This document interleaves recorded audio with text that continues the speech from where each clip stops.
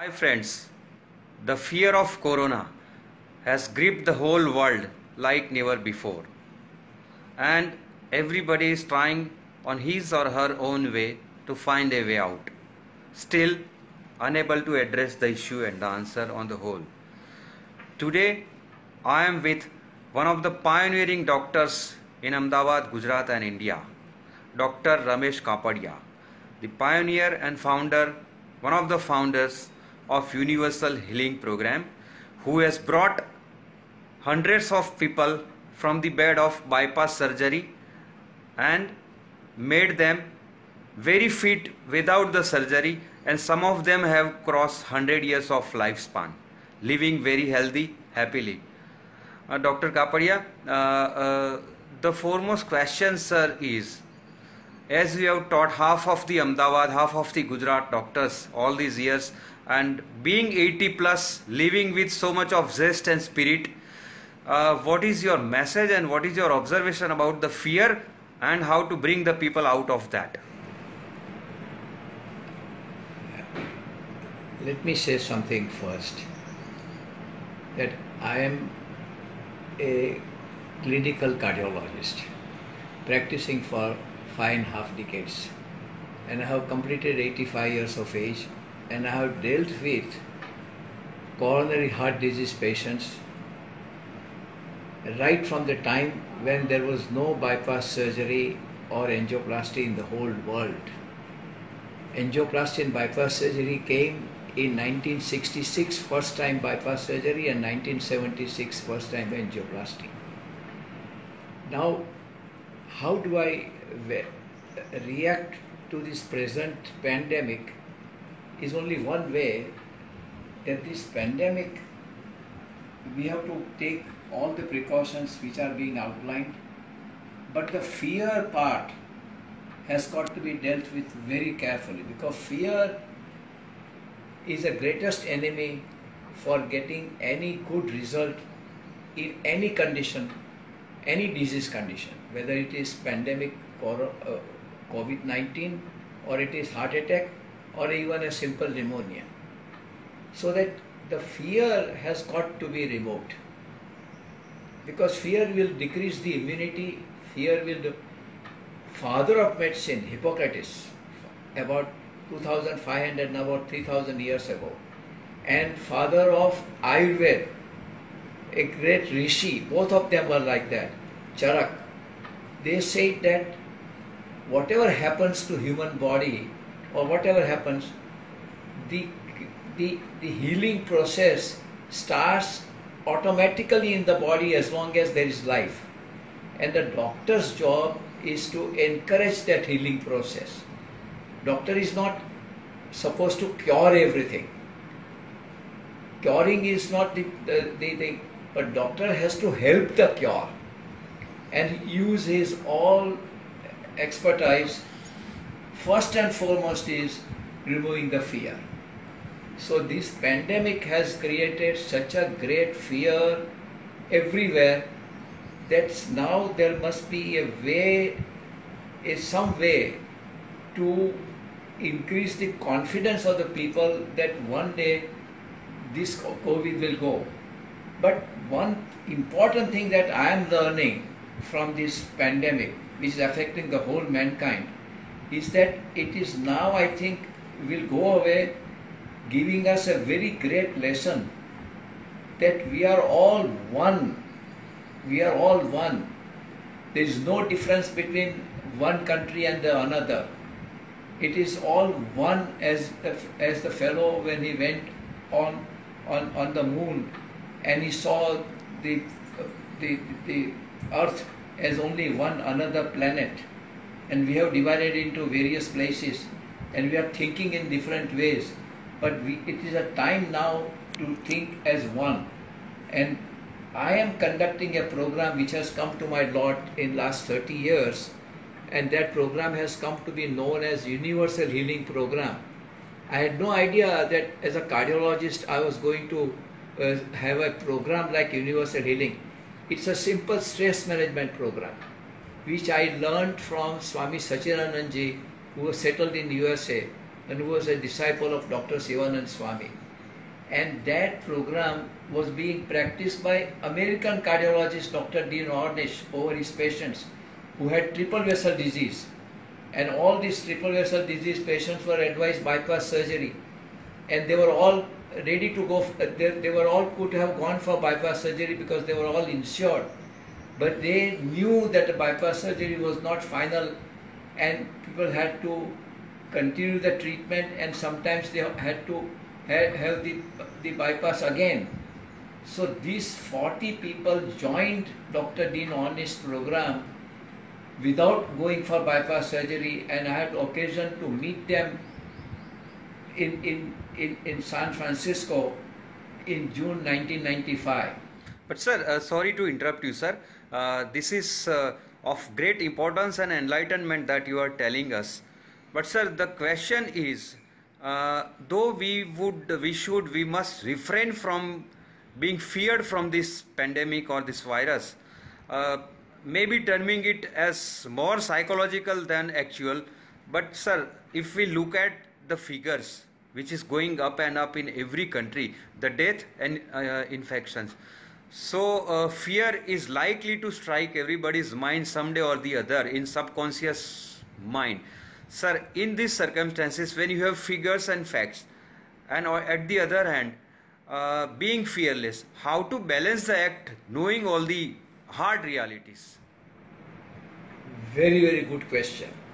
And I agree that the fear is natural. There is no question about it. But when it comes to treating the patients of this thing, and now that we have got some experience that not all people who get COVID die. The percentage of people dying and percentage of people getting COVID, as I have seen all the figures, that the percentage of people getting it and even carriers who are diagnosed who are supposed to have COVID but are symptom free. So there are so many people suffering from, you use the word suffering, but having COVID, that really should understand one thing, that this point has got to be emphasized, that not all will die, and there is a great scope that large majority will improve with the available treatment, which is now, there is no definite treatment. But at the same time, the people who have had the experience of first they were hit in Italy or in United States or in China, they definitely tried some treatment and people recovered. And there are some lines now.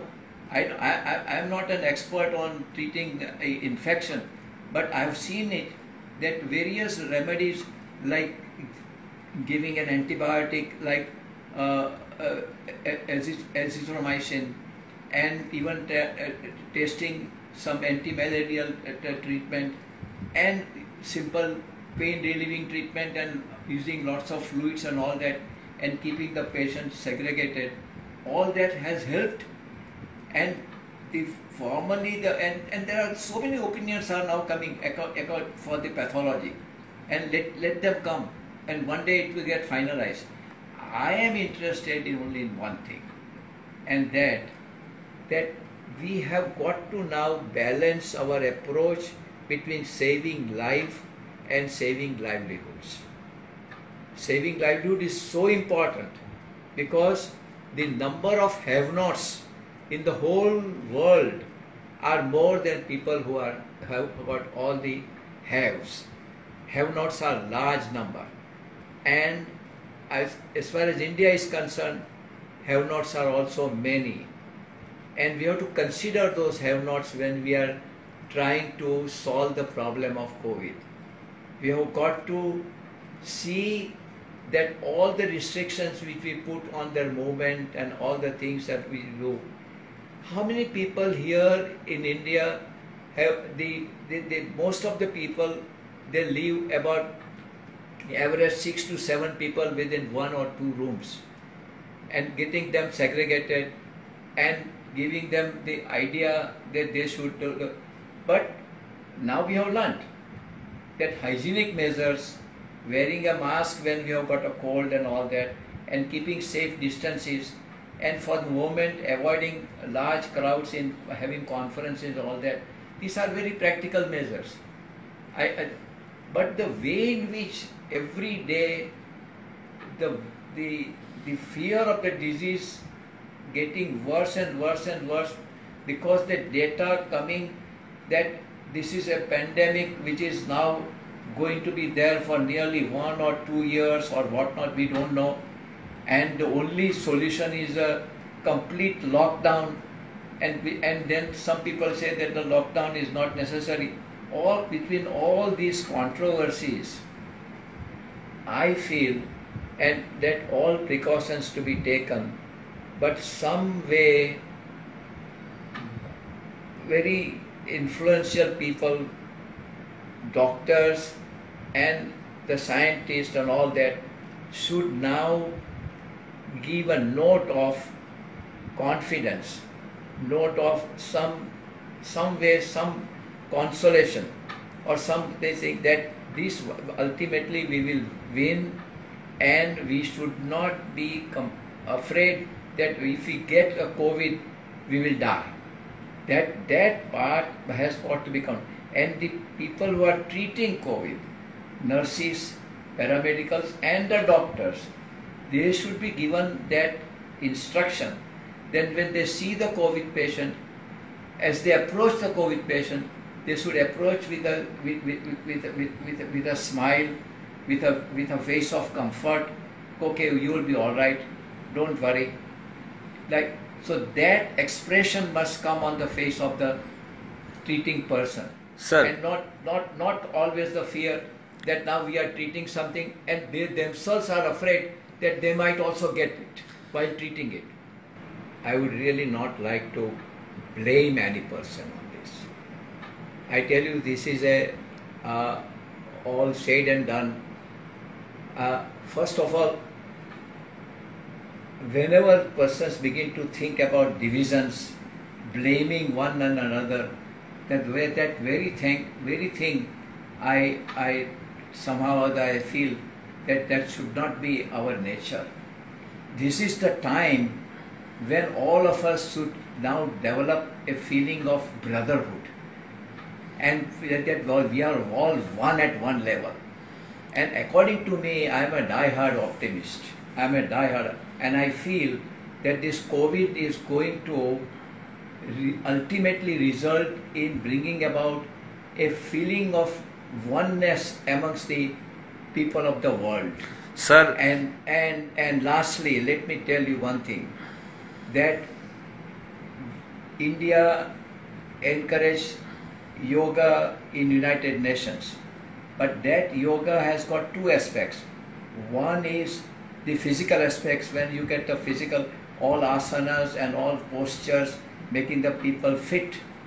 But there is another part of yoga, and that is the shavasana and meditation, in which the person quietens his body and mind, which are different for all the people. Our body and mind are different for each one of us. But the thing that keeps us alive, body and mind alive, our breath, is common to all of us. So my appeal today, if I can tell you in my concluding remark, that while we are resting at home, or while we have little more time with ourselves in this pandemic, if people begin to spend some time relaxing their body and mind and become one with their breath. Becoming one with the breath means I'm talking to you because I'm breathing, you are listening because you are breathing, but we don't care about the breath. But supposing when I conclude this, I now sit quietly and now don't think about anything and just watch my breath.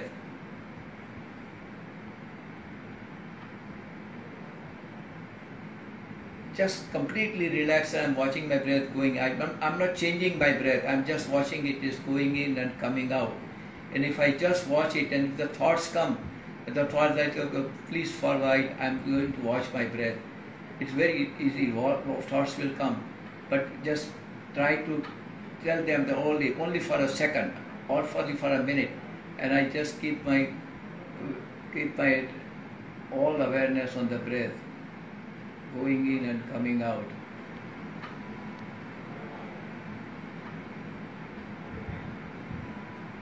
Thus, practicing this really will bring about a feeling of brotherhood. Sir, thank you very much. What you said is the essence of living, being together, and the world as a one unit to combat everything, to create everything, to live together with everything in hand together.